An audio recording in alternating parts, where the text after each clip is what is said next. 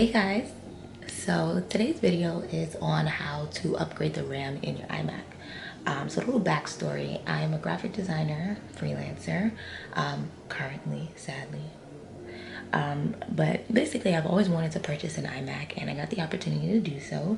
But it's not the, I guess, best version of the iMac. When you purchase an Apple product, you can configure it the way that you want to with different amounts of storage and memory and things like that. And so I bought the base model of this 27-inch iMac. It's also refurbished because I was trying to save a couple of dollars, y'all, okay? And so I've always wanted to purchase an iMac, but it wasn't practical because I didn't have like my own place and I was designing on the move, so a laptop was better. But now that I am stable in my own apartment with my fiance, we decided to go ahead and make that purchase. So we paid about $1,300 for this iMac, and then I went out and just bought some additional memory to slip into this computer because that is something that you can do if you did not know. And so on this model, we are going to add an additional 32 gigabytes of memory, putting it up to 40 gigs. And so what that's going to do is going to allow me to run a lot of programs at the same time, like Adobe Illustrator, Photoshop, After Effects, iMovie. If you're doing a lot of editing and photo editing, Lightroom videos, any types of graphic media type work, you're going to want to increase the memory on your computing device, whether it's a MacBook, whether it's a regular computer, or an iMac. You're going to want to do that. And so yeah, this base model only came with 8 gigabytes. And so when I say 8 gigabytes, I'm talking, I would drag a video into iMovie and the audio was not loading, but the video was loading, so it was taking a very long time for me to even like just edit one video. So that's the purpose of what we're doing here today, and I'm just going to show you guys how to do that. Let's get into this video. Alright guys, so here I'm logging on to apple.com to purchase the iMac from the refurbished section of the website. I have a friend who works for Apple who was able to give us an additional discount. So if you know anyone that works at Apple, always check that resource first. So here I went to the website, and a lot of people don't know this, but if you scroll down to the very bottom of any Apple web page, there is another sort of extended menu. And this menu has a lot more options that you don't normally see at the top. And so here under Apple Store, you'll see the refurbished and clearance section. And yeah, so right here I'm going down to it. So when you click on refurbished and clearance, you are going to find a ton of refurbished Apple certified products. These products also sort of when you get them, you're gonna notice that it's refurbished. It doesn't have the same Apple like normal packaging, so there's less wording and stuff on them. But I just clicked on Mac and I selected the configuration that I wanted, and once I went to it, then I was able to look into the actual product information overview, and this is where I saw that it was 8 gigabytes of memory, as well as some of the other information about this specific model. So I knew at this point that I was going to need to upgrade that RAM because 8 gigabytes was not going to be enough. It comes with all the same specifications as if you were buying a regular item. So it's still under the original 90-day Apple Care warranty, and you can still add extra coverage to it.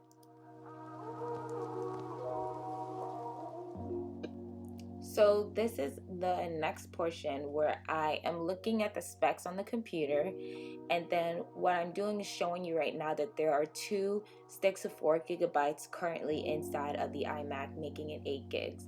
And so in order to find out the type of RAM that you're going to need for your device, you can go directly to the Apple support website and look up memory upgrades, and they will have a chart that's going to tell you for your specific model what type of memory you need to purchase. So I had the 2019 27-inch iMac, and so once I clicked that, it took me down here, which basically told me that I needed to purchase the R4 RAM at 2666 megahertz.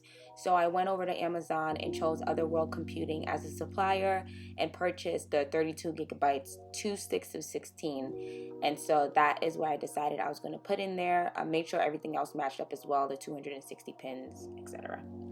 Okay, so right now what I'm showing you guys is how we're going to do this. So you need to get a towel or some sort of soft surface, because you're going to lay the computer down on the front face because you need to get into the back side of the device. So once you put the towel down, then you position the computer on top. And also this iMac is really heavy, so that's why I needed Hector's help. It's really big. And so down in this area is where the RAM door is and where you have access to the memory storage. Now, Apple seems to have made this very, very easy to do, because I'm sure they know that people are going to have to increase the memory on their devices because of how powerful Mac OS programs are. So you just need something like pointy to push in this little button here above the power supply area, and the RAM door is just gonna pop open. Once you get that door open, then you see the current configuration of your RAM, and it's kind of in this little springboard. There's instructions on how to do it on the lid as well, but I'm going to show you from my POV.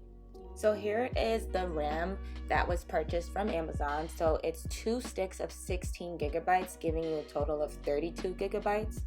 And like we saw, once the RAM door opened, there are 4 slots and only 2 slots are currently filled with the 2 4 gigabyte chips that were already in there. So I'm just gonna open this right now and show you guys what the RAM chips look like. And yeah, this was really cool, guys. I think that it's very important to be able to modify your computing devices, especially for someone that loves technology. Apple usually isn't the most forgiving when it comes to things like this, but I was really glad that they left the opportunity to do an upgrade like this to the iMac. When you're taking the RAM modules out of the packaging, try to avoid touching the gold connectors on the cards, because we have oils in our fingers and moisture that can sometimes corrode the contacts where the gold connectors would be inside of the computers. Pull the pins apart, and that will bring up the RAM module insert section, and these are the existing RAM modules, and you can see how they compare to the ones that were new.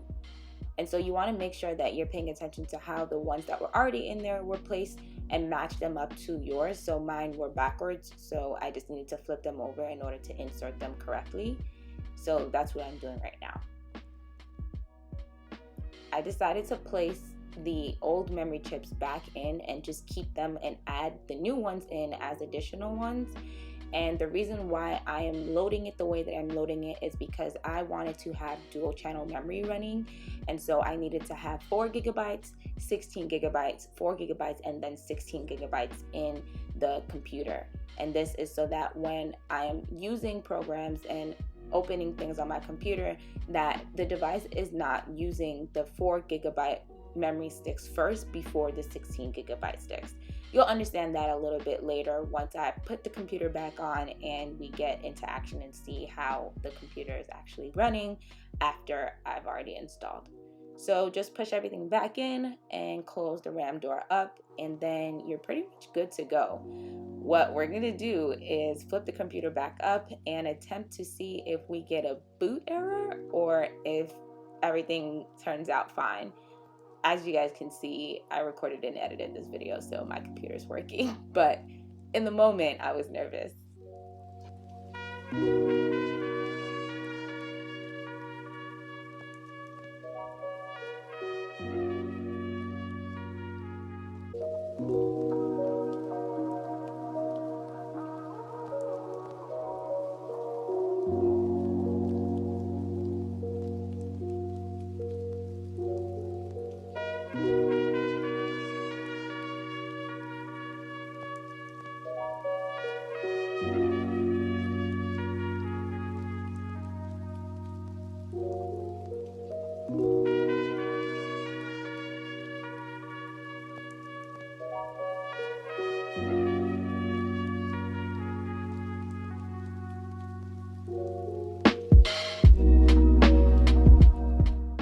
thankfully here we did not get a boot error or any kernel crashes, and the computer loaded up fine. I put in my password, and then my desktop pulled up just like how it was before I went in and changed the memory module sticks. So this was a success, guys. And so what I'm going to do right now is I'm going to go in and show you guys the new configuration and what it looks like in the About This Mac. So in here, About This Mac, you'll see that it now reads 40 gigabytes of DDR4, and it's still at 2667 megahertz actually. But you can also click on the memory button and it'll show you now that there is the 16, the 4, and the 4. And so it's pulling from the 16 gigabyte storage first before going to the 4 gigabytes, which leaves me more room to run more programs at the same time efficiently without much lag.